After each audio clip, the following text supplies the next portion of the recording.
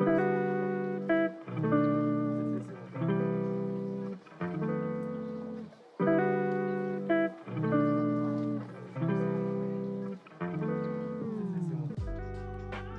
back to the Floyd Memorial Library podcast, where you find information on what's going on the North Fork of Long Island.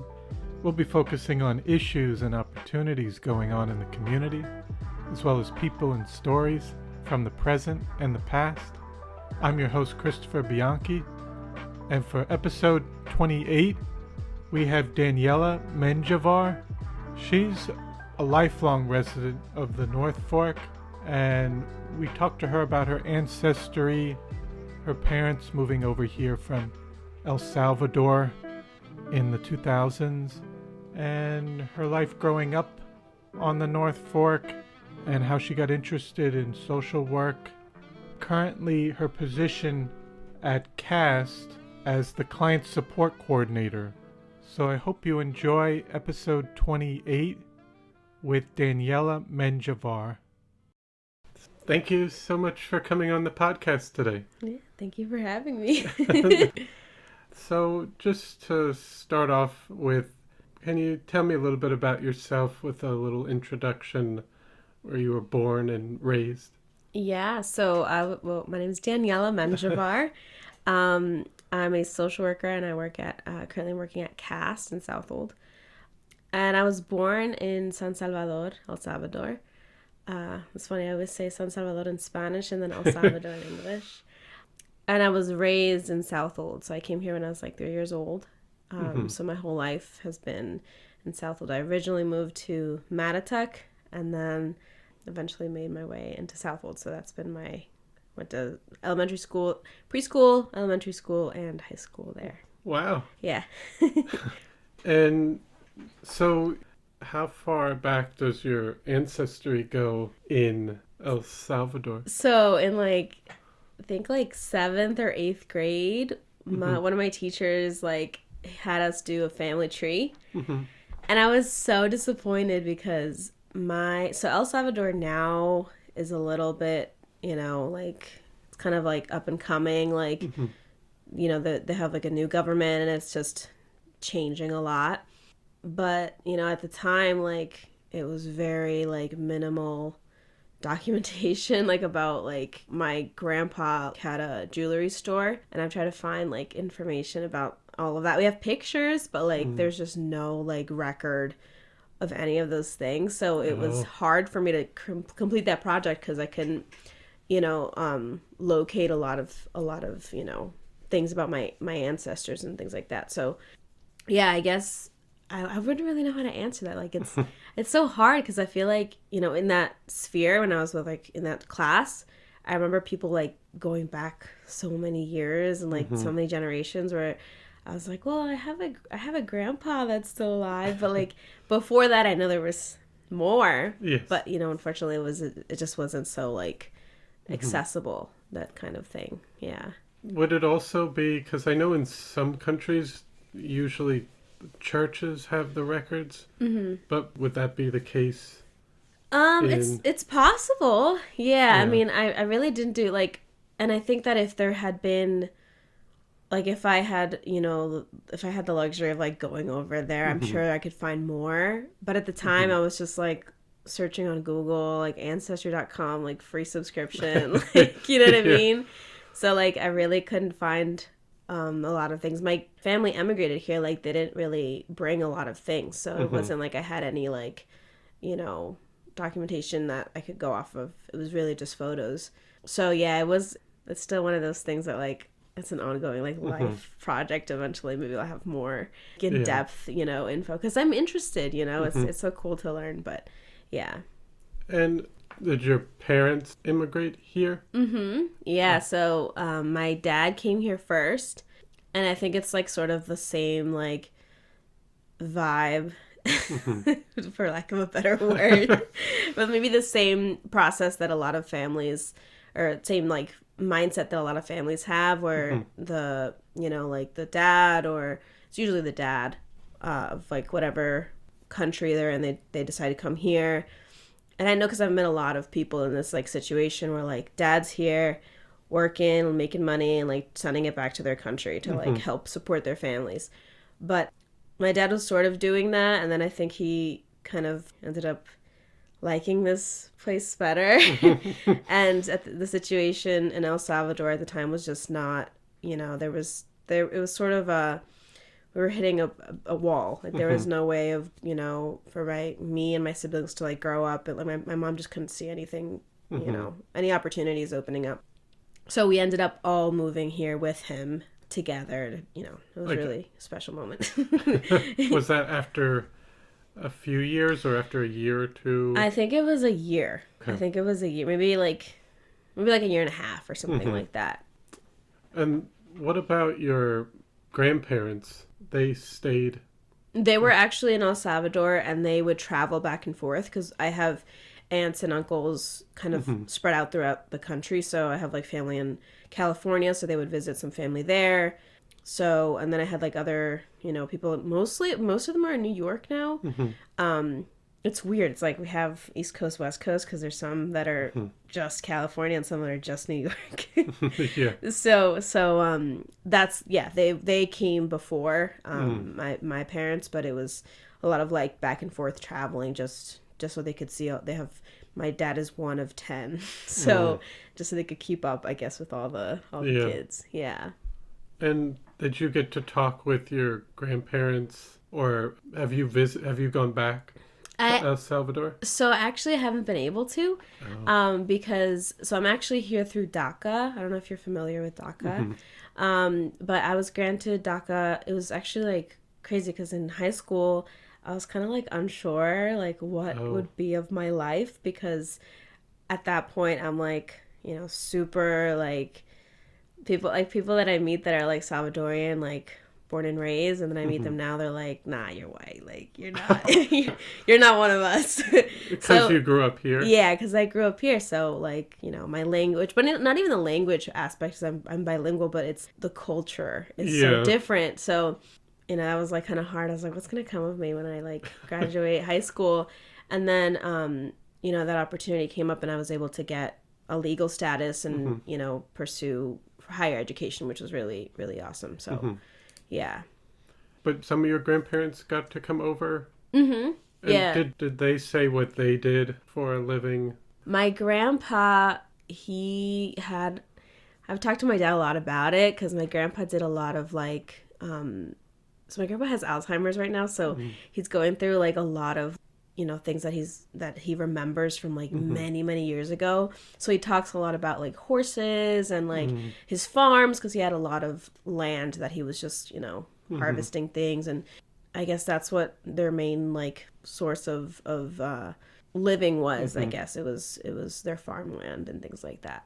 So they lived more in the country. Yeah. Yep. My mom was like the opposite. My mom, like I was saying, that was my other grandpa, and he actually, unfortunately, I never met him. He passed away before I was born. But my mom was like, you know, grew up in a very different. My parents are from two very different worlds.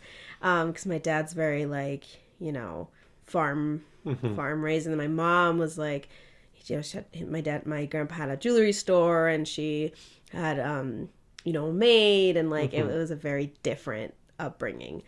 So it's interesting to see how they like came together and they're raising a different family. Yeah. And then did you say exactly why your father, or why did he decide to locate out here or in Southold? I think there were people, like I said, there was family that had already come to the United States. So he knew, I don't know why the North Fork, but I do know that when my mom came here to reunite with my dad, she always tells me the story of driving by the Southold school, the high school, and she was like, and I started crying because I wanted you to go to that school. Like I you know, it was obviously a very different infrastructure than the schools in El Salvador, and she was like, so even just seeing the building was so impactful, and I knew that's where I wanted to land, because we were they're kind of like going, you know, different towns, kind of like looking at Greenport and everything. They're just kind of like driving around. And I guess Southold was like the most impacting for her. Wow. So, yeah. And when was that about? In the... It was like 2000 something. 2000s. 2003 or something. I don't know. It was a while ago, though. Early 2000s. So after your dad came here for a year, and then you all came after. What did your parents do for work? Yeah, so my dad started working, and I think as a lot of people start, is he started doing landscaping. So he was working he was working at a greenhouse, and then he was doing some landscaping. And then my mom came, and, you know, she was very set on working. My dad was like, nah, you could just chill at home. She's like, nope, I'm not doing it. Because my mom is very like that. Both of my parents have this like very entrepreneurial spirit. So I think like that was their, eventually, like I think they hadn't thought of it in that moment, but they were definitely heading towards some kind of business or something like that. So they just got, you know, my mom worked at like a pizzeria for a little bit of time, and then she started working with a different woman that she'd met, and she started doing housekeeping. So just very like stereotypical like immigrant jobs they were holding. So, but eventually that, you know, led to other opportunities, and you know, they started businesses, and yeah. And do they ever say what it was like when they first got here, kind of like what they thought of it? And I guess a second question would be, did they have any idea of what they thought of it then, and or do they think it's changed since the 2000s out here? Yeah, I think that we've definitely seen a shift, but I think that I think for like immigrants, it's more of like you arrive and it's immediately 100 times better than what you were in than the situation you were in before. So I think like, you know, if it had been something not so great, then we wouldn't know, because to us it was better than what we had. So I think it's definitely been changing. Like we've just seen like kind of changes in culture, and the environment I think has changed, and the people have like evolved. I don't want to necessarily say that like it's changed for like good or bad. I think there's just been like some kind of like evolution of like the way people are, and the way, you know, and the kinds of people that are in the community. And I think, I mean, I personally believe that the more diversity, the better. I think diversity is great. But yeah, it's been really cool to like see, you know, in that since we arrived, how much it has changed. And I think my parents were very adamant about growing into this community and not like skipping around and seeing what we could find. It was like, this is our place and we just have to figure it out, you know? Yeah. So. And so you started school here in Southold. How was it starting school there, kind of through elementary, middle school, high school? So I started at Head Start in Peconic. Okay. So we started going to Head Start, which was really great because, you know, my parents like were both working, so they needed a place for us to be. They're huge advocates for education. My parents have always pushed us to like higher ed. Like that's always been the goal. So we started there, and then started at elementary school. I started at Southold Elementary School, and I loved elementary school. It was such a good, like, there were, you know, those like are your formative years. Yeah. So like it was such a like special time. I met my ESL teacher, Mr. Myers. Shout out to Mr. Myers. He really like had such an impact on me and my family, because it was like, you know, one of those things that like he wasn't just a teacher, like, you know, he was really there to like support me and my family. So, you know, he would do like home visits and just like really like get to know us. And I think that was so helpful for my parents to be able to feel supported and, you know that me and my siblings were in good hands. So it was I loved elementary school. It was I will say, it was sort of like, had to like learn English. There wasn't a choice. And so, that was around, you were probably like 4. Yeah, it was a good thing, you know. At 4 to start picking up a language was great. I had a cousin that came here when he was 13, and that was a challenge. But he like forced himself to learn English, and now he speaks English more than anything. But, you know, definitely has like an accent, but that's his, you know. But for us, it was like as soon as we got here, that's what we started doing. What about your parents? Did they pick it up? Yeah, my mom understands a lot of it, but doesn't speak a lot of it, and she just doesn't. She's like, I don't want to do that. My dad embraced it. I mean, he he's come such a long way. He's always asking questions. He doesn't stop learning, and I think it's because so after he worked at the greenhouse, he started working at a restaurant, and then he got trained by this like French chef and like taught him all he knows about, fine dining and, so that was obviously like all in English. Like he couldn't, there's no choice. So, he picked up a lot of English, and I always think that my dad's brain is like a literal like sticky sponge. Like it just, everything is like, he learned a lot. So if you ever like meet him, he'll speak more English and is more open about speaking English than my mom. Definitely. Yeah. And then what about through middle school? Was that more, you said elementary was fun, but did you feel more like, were you more comfortable in middle school? I think middle school was fine. I think middle school and high school are like those moments where you start to learn about things that give people the freedom to say whatever they want, and sometimes that can be very hurtful. I'm very like, go with the flow, and very, very rarely do I get offended.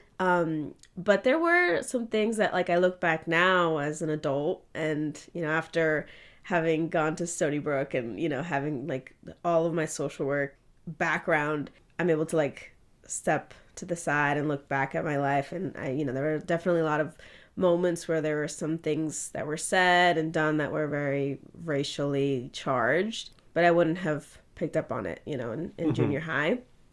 Definitely like that was weird, like why they say that, that's so I think that was more like junior high. I mean, like any junior high experience, I think it was like trying to figure out who I am and like, who I want to be. And then high school was, I think the one thing that was just always underlying through junior high and high school was that fear of like, once I finish school, like, am I going to be able to have any other opportunities for me? So that was definitely like always there. And did you know what you wanted to do coming out of, or in high school? Were you kind of thinking? Yeah, I mean, I was all over the place. I'm very spiritual, so like I knew that like eventually God would like lead me to the right, towards the right path. But first I wanted to do like interior design, and then I was like, maybe I want to do architecture. And then like I can be very argumentative sometimes, my mom says. So she was like, you should become a lawyer. I'm like, I don't know. I don't have enough like discipline to become a lawyer. But I realized that I love helping people. I love people. I love making connections. I love conversation. I love just like, group work and, community. Like those are like really big in my life. So when I graduated high school, I started at Suffolk Community College. I was in the Human Services program. That's what it was called. So that was like sort of my pathway into social work. But literally right out of high school, it was like 12th grade. I was like, yeah, I think I want to do social work. I think that's which was great. I didn't have to, waste a lot of time, because I hate wasting time. So I was so happy that like by the end of high school I had an idea, and it wasn't being skewed by anything or anyone. I wasn't necessarily listening to anything that anyone was telling me that I had to do. I was just like, no, this is something that I genuinely enjoy doing, and I launched myself into that. Were your parents supportive in whatever direction you wanted to go, or were they like, oh, should you go? My dad was a lot more, because my dad is, he's a pastor, so he's very like, I mean, if you feel like that's where God's taking you, like, you gotta do it, My mom, yes, but she was like, you're not gonna make any money. So I think that was a little bit of a fear of hers, but But yes, they've always been supportive of like whatever, in the end it was like whatever makes you happy is what we want to, see you do. So. And did you have any, I guess even as a child or as someone who was in college, did you have kind of a role model or someone that was influence on you, maybe outside of your parents? Yeah. Well, yeah, my parents were my like, definitely like all time, like MVP influencers in my life are my parents. But I had like two teachers in high school that I can like pinpoint were very, influential in my life. And one of them is Mrs. Elwood, and she was an English teacher. I don't know if you know her at all, if you've gone to. No. Okay. But she was an English teacher, and then she also taught this like business class, I think. But I think I liked her because I wasn't like greatest kid in high school. I was very average, and I think that I could have been above average, but I just was like, yeah, whatever. Like, I was just didn't care enough, and I should have. But I think that's easy for teachers to kind of take you and then label you as like the average kid and not give you enough, attention or whatever support, and just always look at you through that lens. But I felt like, this teacher in particular, Miss Elwood, didn't. I felt like she every day would be able to, see something in me that I couldn't see in myself. And I had a lot of moments where she would like read through my writing, and she would say, "You're better than this," So that's something that I think about to this day. And I remember when I graduated high school, I like emailed her. I was like, "There's things that I'm doing in college that I know how to do because of you." That like there's kids in my school that have no idea what they're doing, and I had that head start because of you, and I was so grateful to her. And then the other one was Miss Gilmore, and it's funny because like I give her a really hard time. I felt like whenever I would go into her class, I was always looking for a way to like be funny and like unfortunately very disruptive. But she was always the same. Every time I walked into the classroom, I felt like she had the hope that like it would be a new day and a different day, and she kind of would set it up that way. She also really opened my eyes to the needs that are in the world about like anyone. She was on the Rotary Club. I think she was like the one in charge of the Rotary Club at some point. I don't know. But she would show us videos about just like life events, which like wasn't happening in other classes. It was weird. It was like my French class, and I was learning all these things about the world, and she's a very like caring person. So that would definitely like come out in her her lessons and things. So that really like, I think without her realizing, it was really, and without me realizing, was really like making me passionate about people and about just caring about people and all the things that are happening around us, and that the world is not just, as much as I say I love it, it's not just Southold. There's just there's so much need. People just need to be, cared for sometimes, and we just need to meet people where they're at, and just like they did, like see them every day as like a new day, and we don't hold things over people. But yeah, they were very like so influential in my life. I think I wanted to ask this earlier, but I was just curious, what did you do for fun in high school and middle school, like outside of school? What would you do? Outside of school, I guess you would have activities that were involved with school, but yeah, I played tennis. I like went to the library a handful of times in like elementary school, and then I guess there's like this like common trend of like growing out of it, but like there's never really grow out of it. So I did, I had a lot of like after school sports.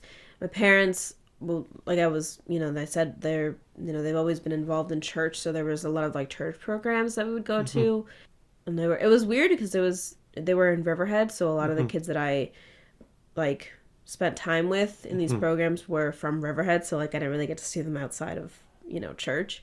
So we did that. I mean, I have two siblings, so we would hang out together, and I think something that like I don't see a lot of now in like the younger generations, like just playing outside. I love playing outside and just like running around. I actually moved maybe 6 times in Southold. So I got to see all different parts of Southold town, and every neighborhood has like its own like really great areas where I could just like hang out and like play outside and like hang out with my my cousins, and like that's I think my like favorite things about Southold. It's like I felt safe, and I could just hang out wherever I wanted and whenever and how long, and it was a good time. Yeah. So you were saying you were at Suffolk Community College, and then how did you decide on going to Stonybrook for your bachelor's? I'm a little bit of a homebody, so I knew that I wanted to do something that like I would still be close to home. You weren't like some people outside of like when they graduate high school, they're like, "Oh, I'm gonna go." So I didn't have. Well, first of all, I don't think I'm like that by nature. I'm just like, I love my parents and I love my family. I just want to be near them. But I also really didn't have the luxury of thinking that way because I wasn't sure if I would be able to like do something more. I wasn't sure. Like I was like, maybe I could definitely do Suffolk, but what if I can't do anything more than Suffolk? And so I always just imagined right out of high school that I would be home doing whatever. But I guess Stonybrook, and it was funny, when I was applying to Stonybrook, there's one class that I was doing very poorly in, which was statistics. I took it like a couple of times. And I sat down with a counselor and they were like, yeah, I don't know. I don't think you're going to get in. And it was very sad to hear that. I was like, okay, thank you for your time. And like, they were just not very helpful. But I applied and I got in and it was great. And I was like, haha, you don't know anything. So. And that was for bachelor's in social work? In social work, yeah. And then at Stonybrook, it was sort of like an easy plan because I could complete my master's in a year if I applied for like the advanced placement, which I did. And that's what I did. And what kind of path or specialization to go down? I believe it was called Families, Youth, and Transition to Adulthood.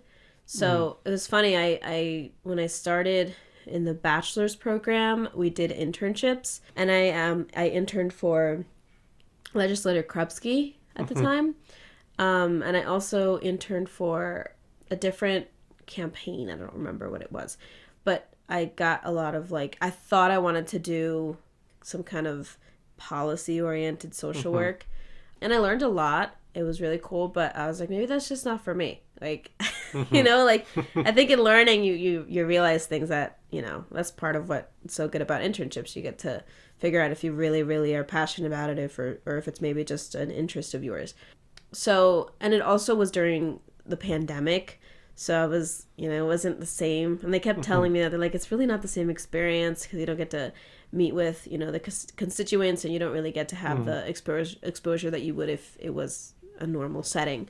So, but even still, I had a lot of questions about whether I really wanted to do macro level social work.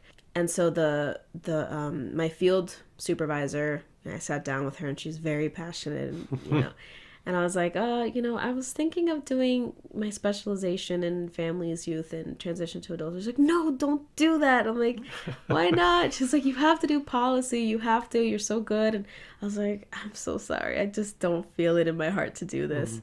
So yeah, I focused a lot more on families and youth. And that's it's funny. Like my end goal with social work would be to work with immigrant families.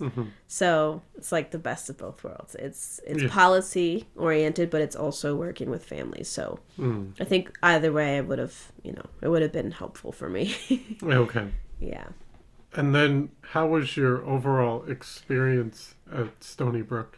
So my experience at Stonybrook, I think was great because I had Suffolk. I think if like anyone that is interested in doing social work, Stonybrook is like very heavy on policy, which is great, but I think I needed that. Like Suffolk was more, the human services program at Suffolk is a lot more one-on-one and just a little bit more about like clinical work and things like that. So I learned, my interviewing skills. I learned all of those things that like Stonybrook touches on, but maybe wasn't so prominent in their courses. So I think it was such a good mix go to Suffolk and then go to Stonybrook. I think the classes were good. I wish that I had been on like the actual like pretty campus. Oh. Because my classes were all like in the hospital. So it wasn't like as like aesthetically, But it's close by. Yes, it's near. It's just not in the main courtyard area and stuff like that. And because I was a commuter, it was like I would get there for my class and then I would leave. So it wasn't like I got to enjoy a lot of the the other things of the campus. But kind of like a college campus life. Yeah, I really didn't get to have that.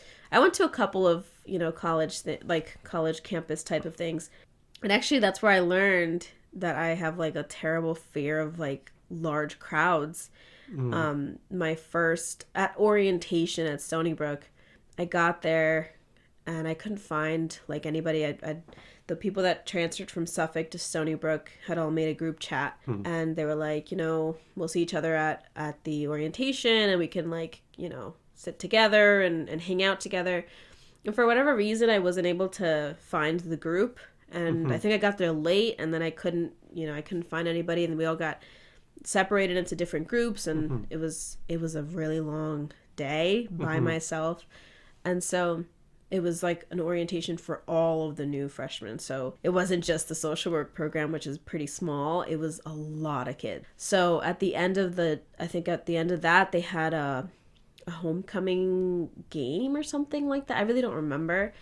But I remember that I walked into the arena and I was like feeling so anxious, and I ran out to my car and I just had a crazy panic attack. I had never had a panic attack like that before. And, or rather that was like the first one in like many, many years. Like it was crazy. And so I called one of my friends, and, he was also a social worker. So he like helped me calm down. It was like such a good thing to have a social work friend. But it was like so scary, and I was like, if this is going to be my experience at Stonybrook, I don't know if I can handle it. But I'm also very like, headstrong, and I was like, I'm not going to let this affect my whole year. And I'm glad I didn't, because I was able to get through the rest of the year. But yeah. Yeah. And then, so you graduated, and what did you end up doing after graduation? You did, because I know you're working at Cass now, but were you doing some other things in between graduation? Yeah, so I interned at this library, and I interned at you weren't here. I wasn't here, but I did. Now I remember that. And then I also interned at the Southold library, which is really cool because it kind of like set me up to be in this community. Yeah. So I got to learn a lot about the different people in the community and some of the needs in the community. The Southold library had me do a survey for teens, so it was just cool to like get feedback and sort of be involved in that way. And at the time part of my, I guess the year before I graduated, it was the pandemic. I'm trying to think. I think I was wearing a mask during the graduation itself. I don't remember. But I was actually working at Peconic Landing, and I was there for a year during the pandemic, which was terrible. Not actually like working there, but just the fact that like I was all masked up and all of my clients were, and I wish that I'd been able to just connect with them a little bit more, I loved it. I loved the actual experience of working there. I had clients that I got to meet that were just so special, and it was very different than the way that I think my my culture maybe would care for elders. So it was just interesting to see the difference, and I just really enjoyed. There was a lot of like similar to this, a lot of like storytelling and just hearing about people's lives, and and I loved it. And then I was like, oh my gosh, wait, they're not here forever, you know? And so that was a little hard. And I, you know, I like to kind of like dip my toes in a bunch of different things. I did a little bit of policy. I did a little bit of community work. And then, you know, I worked with the elderly population. I did some work with kids as well. So I was just doing a little bit of everything. And then I was like, I really don't want to do geriatrics. Like, that's just not my my thing. So I got a DM on Instagram from my my boss now, and she's like, we're looking for a food pantry, like part-time. I was like, food pantry assistant. And I was like, yeah, sure, like I'm looking for a job. So that's how I heard about the opening at Cast. And so I went to, you know, I went to the interview. It went pretty well. I actually had interned at Cast when I was at Suffolk, so I was already familiar with, you know, what they were doing. Yeah, exactly. And it's funny, at the time, it was at the small, very, very small Cast. Like, old Cast was very different than what Cast looks like now. And it was in Greenport at one point, too. Yeah, so it was right in front of the clinic that's in Greenport by, there's like tons of other places that I could probably say that I can't remember. Mr. Roberts. Mr. Roberts. Yeah, by that convenience store, and there's like 2 doors down, I think, is where that place is. But it's very small. So, and I remember I came home during like my internship in 2017. And I was like, my dad was like, how did it go? I was like, I don't think I'm ever going to work there. Like, it's just a lot. And they were doing so much in such a small place. And I was like, this is just a lot. But when I got there, you know, years later, as a assistant to this program, it was very different. And, you know, I always tell people, like, I really started from the bottom there. I was like sorting tomatoes in the summer. I would sit outside and like we'd get donations of tomatoes, and I would pick out the tomatoes that were rotten and the tomatoes that were good. And so that was like my job for a little bit. And then I was there during the move. So I assisted a lot with that. And then when we got there, I was still, I think at that point I was full time, but I was still in the food pantry department. I was helping kind of the organization of the pantry. I remember I had like a little sheet of paper. We like drew it out with my manager at the time, and we like, you know, had like just a pencil, and we're like, this is how we're going to make this is the layout of our dry pantry. And this is going to be the layout of our fresh pantry. And it was a really cool, something I never thought I'd get the opportunity to do, is to like, you know, be a part of that. And so we had to just start from, it was a totally new setup.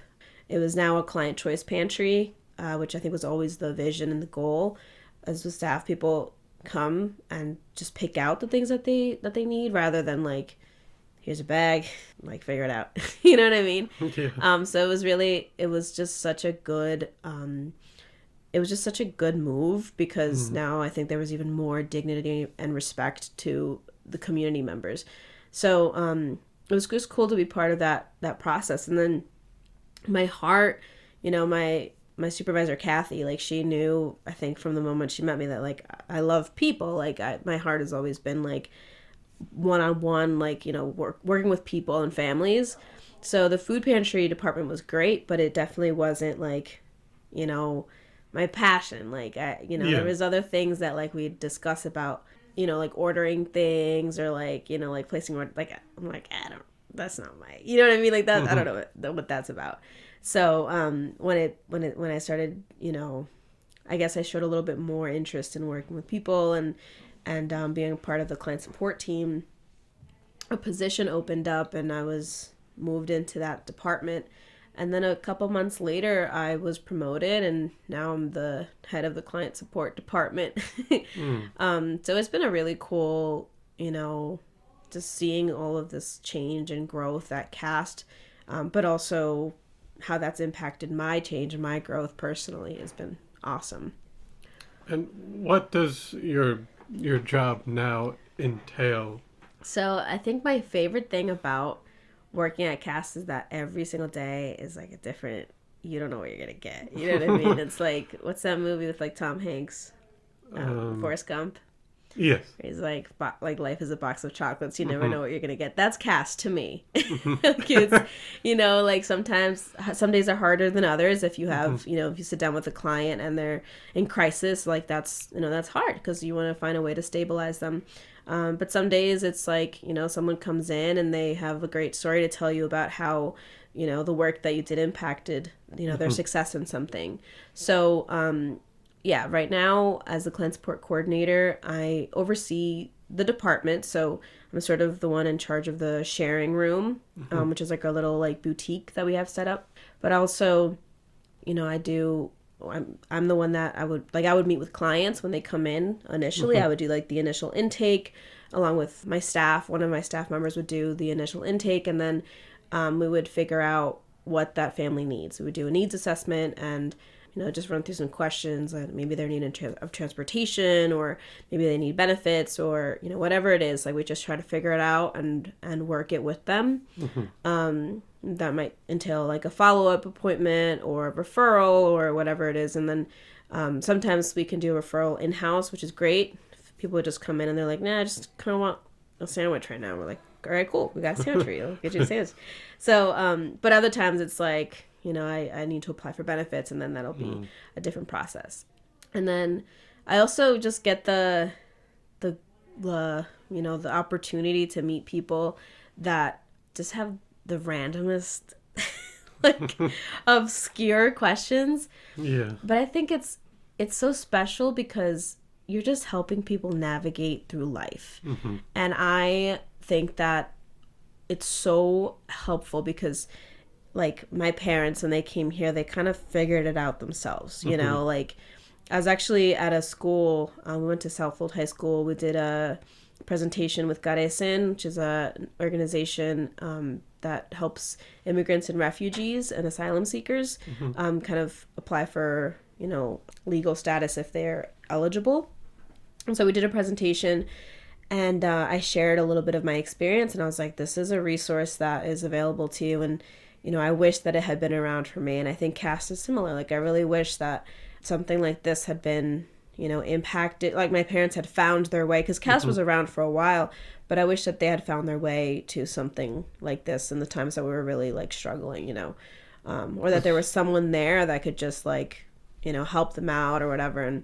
But my parents are also very independent, and they were like, we can do it. Yeah. Or we can figure it out. Exactly.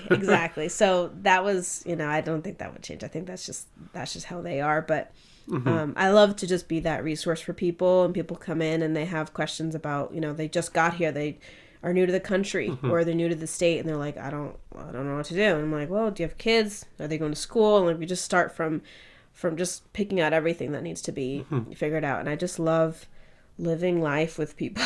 You know what I mean? So that's I think the bulk of what I do. And then I also help with I'll coordinate the seasonal drives, like the coat drive we just had recently. I do the school supply drive and the toy drive, which is like my favorite thing. I love Christmas, and I love just like having, it's just so fun. I feel like Santa. So that's like, that's what I do mostly. Nice. And do you feel that the work, because I feel this, like, I know you did the internship here, but we get a lot of things where we don't know who's coming in or what's questions are going to be asked. Did you get some of that when you interned here? And we also would sometimes, I think, even now, possibly send people over to CAST because we might not be able to do things within our job title. Yeah, I think that's great that I was able to come here for a little bit, because there's like a lot of talk about social workers in libraries, which I am all for. It's so cool. But because there's such a need, like, people just, like I was saying, like, they just need to navigate their lives sometimes. So it's great that CAST is a resource where, like, you guys can really refer. Like, Brian has me on speed dial. Like, he'll call me and he's like, we need help with something, and I'm always willing to help. So, but yeah, I had like I had someone that came and they were like, I need help because I cut off like a piece of my finger. I'm like, you're in the wrong place, like completely. That's the wrong. This is not. And so, but after a lot of conversation, there was definitely like he just probably didn't know the words to say and was not presenting his question properly. So I was like, I'm not a nurse. I'm not a doctor. I'm so sorry. Like, I don't know what.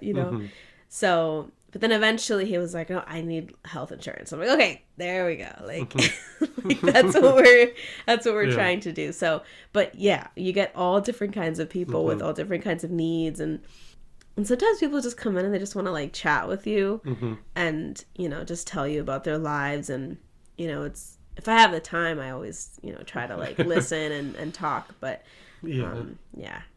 What do you think's the most challenging thing about your job? The most challenging thing about my job?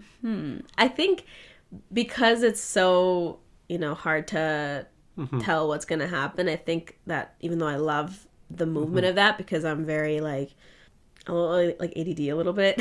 So I love just like change. I was telling one of my coworkers the other day, I was like, it's so important that you learn, your leadership style because everybody's different, right? And when we try to copy other people, we come off like disingenuous and we just don't do our job right. But I also said, and your personality is really important. So if you know that you're really good at one thing and then there's your coworker's really good at this other thing, then you know who to ask, right? And they know who to ask if, And so I was saying like, I'm very like, I'll start whatever, a task, and I'll put it to the side, and then like I'll do some other task and I'll come back to it, and I'm like, that's my workflow, that's how I get things done. And I was saying to her, I'm like, maybe for you, like you have to start one thing, finish it, and then do the next. So but yeah, but with that, like, it's special, like people come in and it's like if I'm in the middle of something that like needs to get done, because in this role I also do a lot of work with like reporting and things like that. So if I have a deadline or something that I'm trying to meet, and then there's like someone that comes in and like that's a little bit hard to kind of navigate, but I think I'm finding my way. And I think another challenge is just trying to get people to just access resources sometimes. When you need help, sometimes it's hard to ask for help. Like if you've had your whole life, which we've seen a lot of in our families, like your whole life you've been pretty cool, like you've done, you work and you're getting by, but all of a sudden something happens and you're in need. It's hard to be like, I really need help, like there's like this, I think, you don't want to give that up sometimes. And I'll get a lot of calls from people that are like, I'm sorry, I hate to ask. I'm like, no, it's like no problem, like we're here to help. And I try to reassure people, like even if it's just a one-time thing, like there's people that come that get food once and then they're gone for the rest of the year. Like if you're in need, you're in need. So I think trying to educate people on that and breaking that like stigma, like we're here to help. We're not judging you, no one's judging you, and just trying to get people to understand that is sometimes a struggle. And do you have any experience where someone that might need help with something and they might have come in a few times and you provide them the answer or the resources they need, but they still might say, I'm okay, or I don't, thank you, but yeah, is it like sometimes you kind of try to provide it, but then some people still might not? I believe that's one of the values of social work, I want to say, is the client's right to self-determination. And you get to, so one of them is, dignity and self-worth. And then the other one is, there's like 9, I think, or competencies. I probably should know all of these things. But yeah, I always think a lot about that because I remember when I was studying for, some of my exams, like, they would ask a lot about competencies, and that really like would strike a chord in me because you never want to force people to do something they don't want to do. So I just always am open and always offer the help. And if they want to take it, they can take it. And if they don't, they don't. But I think that sometimes you just have to give people the time to come to that realization themselves.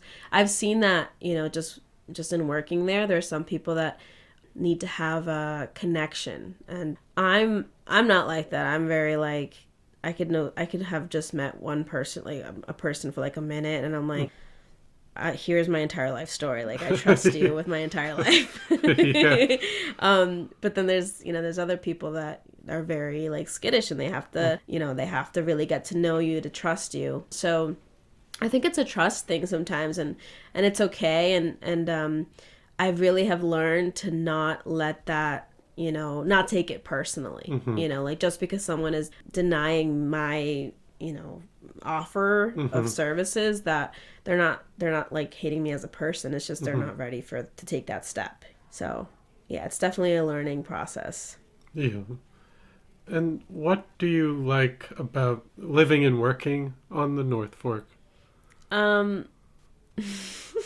It's funny because like I do like living and working on the North Fork, but I don't think that I'm gonna be here for like the rest of my life. It's funny because my sister, when she started college, my sister's at school for architecture. She goes to NYIT. When she started college, she was like, "Oh, I'm gonna get out of there. Like, I'm not gonna stay." And now she's had a total switch around, and she's like, "No, I think I want to settle in Southold. I like Southold. I like that area." And where I'm like, the opposite. I was like, I'm gonna be here forever. Like, this is home. But I think the more I've learned, what this career is about, and the more people I've met, I'm definitely open to moving elsewhere. But I like being out here. Everything is so close together, the people, but also the places. So I think it's a good thing and a bad thing that, you could go to like 7-Eleven and you see someone or, wherever you go, like there's always somebody that, wants to have a conversation with you. So it's good, I think, but it is a little bit of a challenge in social work because, there's definitely some boundaries and things like that. And that's been hard for me to navigate just because I am a very caring person and I love, like I said, I love, talking to people and conversation and everything, but I never want to breach anyone's confidentiality or, trust that they have in me. So sometimes I'm like, I don't know, I don't want to talk to you right now and, cause anything. So that's hard, being in a very tight community in the field that I'm in. Yeah, and I mean the North Fork, it is kind of more of a rural area, even compared to the rest of Long Island and the South Fork. But I was going to ask, now that you kind of thinking about when you first came here and right now, how do you feel? Because you mentioned some people might say, "Oh, you're." Well, I don't know if they'd say American or you said maybe white. Yeah. Yeah. Like, is that from people that just came here or people is that from recent immigrants? Yeah. I have friends up island and I've made a lot of friends, I think a lot through church. I have a lot of like people that I've connected in all different parts of the country, but yeah, it's usually people that are sort of like very established in Central America, and then they come here and I'm like, there's this term that's used, it's called fresa. So I remember talking to one of my coworkers that's a little, I guess I could say not as affluent in this culture, and I was like, she's like, when I first met you I thought you were fresa, I thought you were kind of like, you kind of were like you felt like you were the, like top, like you felt like you were the coolest and like, and I was like, no, I'm not like that. She's like, well, after I got to know you, but I think people had that connotation a little bit, which was really hard because here I am in this community trying to serve, people that, that I care about and the population that I care about, which is immigrants, and not being able to be taken that way, they look at you almost as an outsider. Yeah, and it's hard because then at the same time I feel like an outsider anywhere then because I'm not I'm not from here and I'm not from there, and it's like so that's been really like, it's a little bit of a challenge because I'm trying to help, but I also don't want to be like representative of the wrong things, because you lived most of your life here. Do you feel more, because you said you kind of like in between, like say like if you would go back to El Salvador, it probably would feel kind of might feel like an outsider, but do you feel that as much in the U.S., or you feel more like, oh, I'm American to some extent, or... Yeah, I think because I'm surrounded by, I guess it depends on like where I am. That's why it was so important to me to learn Spanish well. And I'm such an advocate for language access. Like if you have one single person that's Spanish speaking in a room, like the whole presentation or whatever it is has to be in Spanish, or whatever language it is. If you have one person that, is, Chinese or whatever, like, it's so important because you really miss things, But part of it was a little bit of a selfish thing for me is like, if I know Spanish, I have this one thing that I can be proud of and say, I'm Salvadorian and I speak Spanish, because I think that a lot of other aspects of like, cultural aspects have been sort of like, leaving. But I also think part of it is like my parents never really cultivated like a stereotypically cultural, you know what I'm saying? Like sometimes people expect you to be a certain way if you're Salvadorian. I think my parents just like kind of like dug into, like really rooted themselves here in Southold. So our way of, thinking, our way of dressing, our way of eating. My dad, like, everybody's always like, there's a really popular dish in El Salvador called pupusas. If you had pupusas, the best. My dad doesn't make that. My dad's a chef. He doesn't cook Salvadorian food. My mom doesn't cook at all, but my dad does not make Salvadorian food. So I don't. He doesn't at all? No. I think it's because he said he doesn't want to ruin his like, his like family's recipes and things. Like my grandma's always made Salvadorian food. My aunt does, but he never. I mean, he can, but he just doesn't. He doesn't. So, what does he end up? Just a mix. He loves making not Thai food. He loves making like Japanese food, just like Asian cuisine. But he also just really anything but Salvadorian food. He also loves Mexican food, like making Mexican food. But even our way of like, I joke around with one of my friends as Salvadorian, and he's always like, you love mac and cheese. I'm like, yeah, so what? I love mac and cheese. He's like, nobody eats mac and cheese. Like, he's like, that's not part of my regular. And I thought about it. I'm like, yes, that's true. Like, that's something that is, I remember like, it was such a, like my mind was blown when I tried like Kraft macaroni and cheese. I'm like, what is this? Like, what have I been eating? So it was just like, even something like that, even food is like things that are so different for me, I definitely think I'm more, I guess, quote unquote, like American than anything else. I'm not really sure if that's a good thing or a bad thing. I think it just depends on the person. There's some people that are like, oh, I can learn from you, or, and there's other people that are like, nah, like, you don't know, you don't understand me. So I always try to be open, and I'm like, I do understand some aspects of your situation, but I'm never going to understand your complete situation. And that's anybody that I meet, even if it's an American, I'm never going to know their whole life. I'm not them. So there was another thing, in terms of the North Fork for immigration, would you say that it's more people that have relocated here more from Central America? I think the people that I've met, I think primarily Central America. There is a ton of people in Greenport that are specifically from this place in Guatemala called Valencia. So it's funny because I think I was talking to Brian about this, like when I initially interned here. I was like, I learned that, and I was like, okay, perfect. That's like my talking point. So whenever I meet somebody new in the area and I go, are you from Guatemala? Likely they'll say yes. It's primarily, Greenport is a lot of Guatemalans. And if they say yes, my follow-up question is, you're from Valencia, right? And they're like, yeah, how did you know that? Are you from there too? I'm like, no, I'm not. But I know there's a lot of people from Valencia. So that's, my, but I think recently we've seen a lot more, there's other people from like some place in Europe, I want to say. I can't remember what country. From Europe? Yeah. Not from the Ukraine or Eastern Europe? Yeah, I'm not sure. But there's been an influx of like other immigrants. I think I tend to focus a lot more on Central America just because that's where my heart is at. But I also think that's like a lot of Central Americans in this area.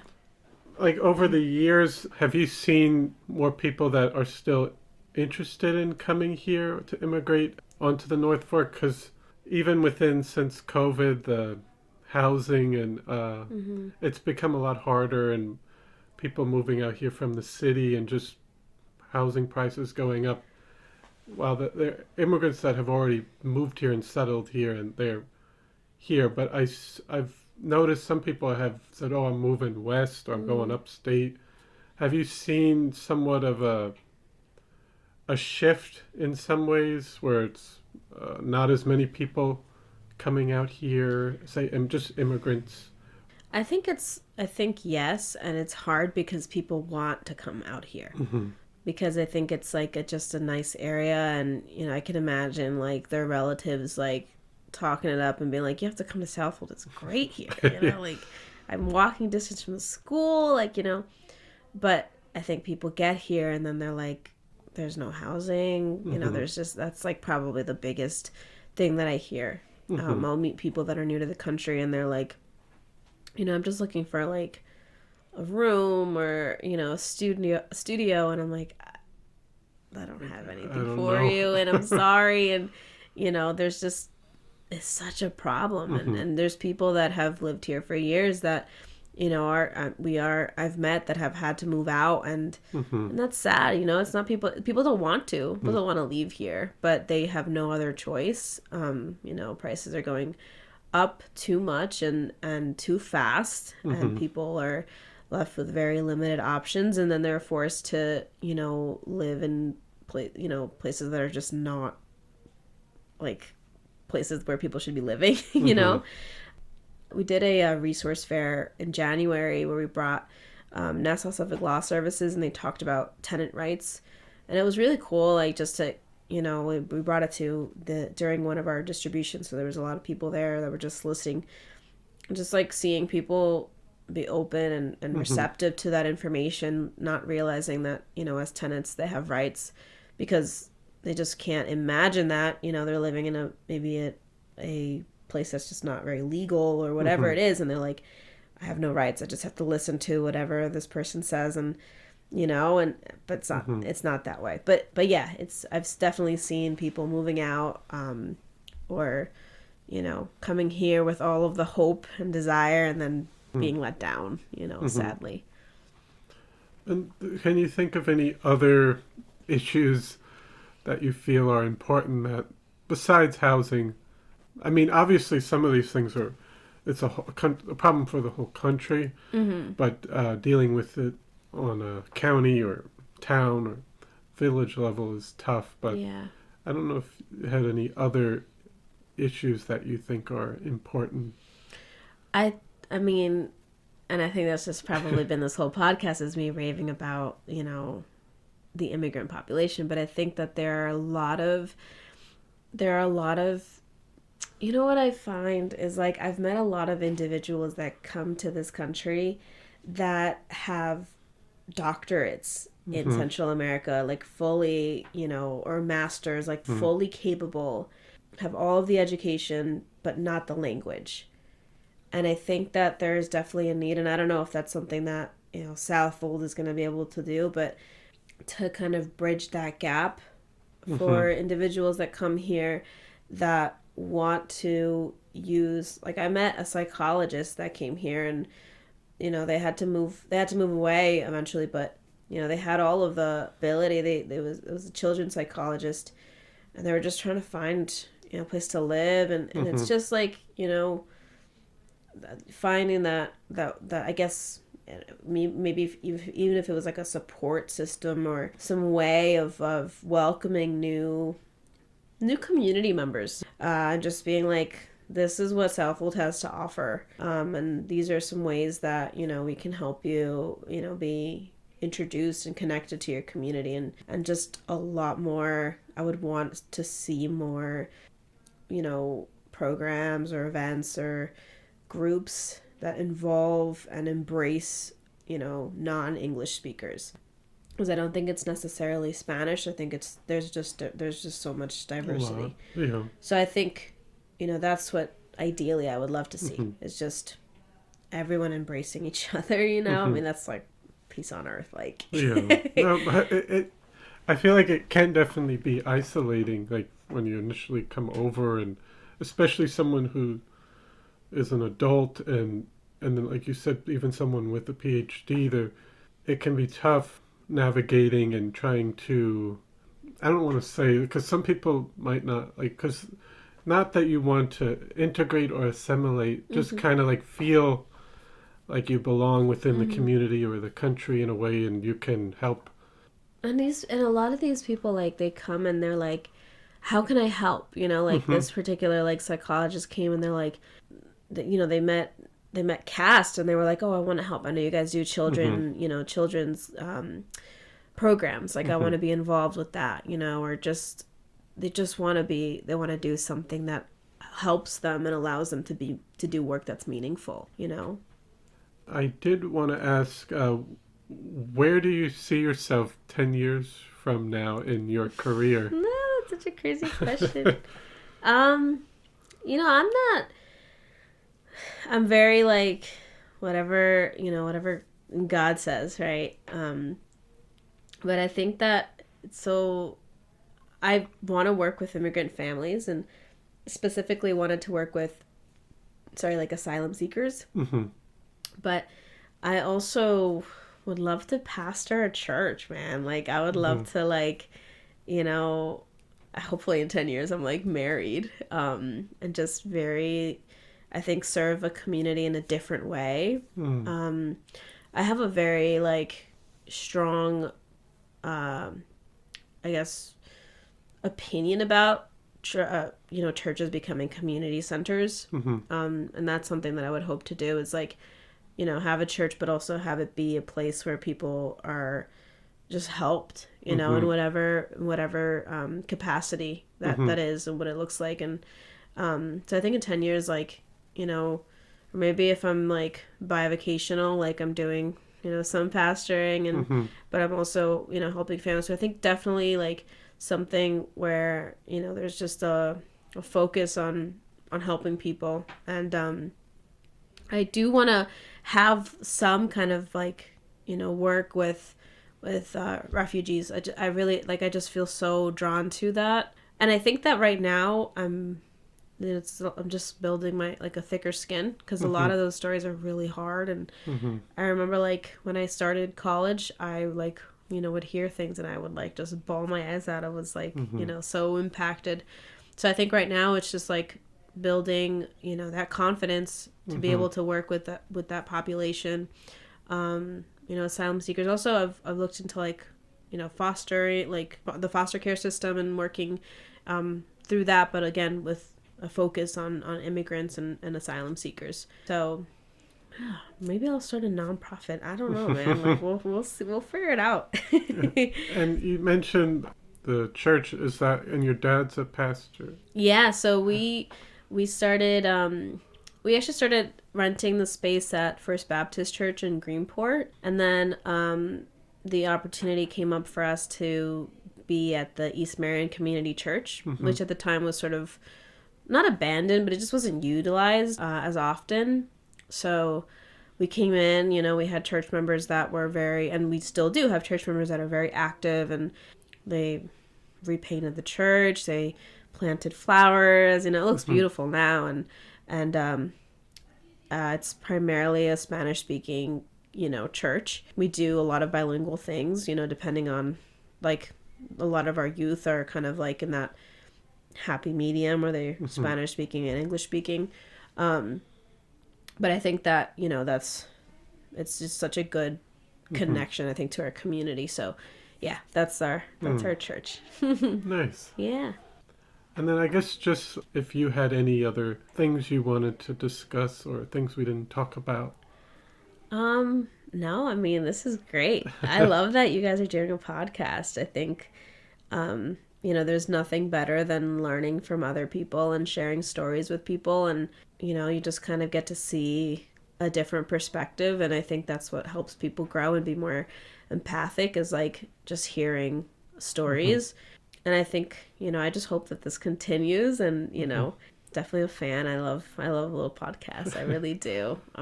That's like my lately what I listen to more like than music. I love music. I love listening to music, but like lately I think podcasts have become so popular because people like to hear people talk. I think they love to feel connected in that way. So I think this is such a cool thing, and I hope you just continue like building that connection with people. Yeah. Thank you. Thank you for thinking of me. Oh, no problem. No, I want to thank you so much for coming on today and sharing your story and all your involvement in the community. And thank you very much. Yeah, I'm always here to help. Whatever anyone needs. It's a kind of a blanket statement, but I hope I don't get all these requests for things. Thank you. Yeah, of course. Well, I hope you enjoyed episode 28 with Daniella Menjivar. I want to thank you for listening to the Floyd Memorial Library podcast, and we'll see you next time.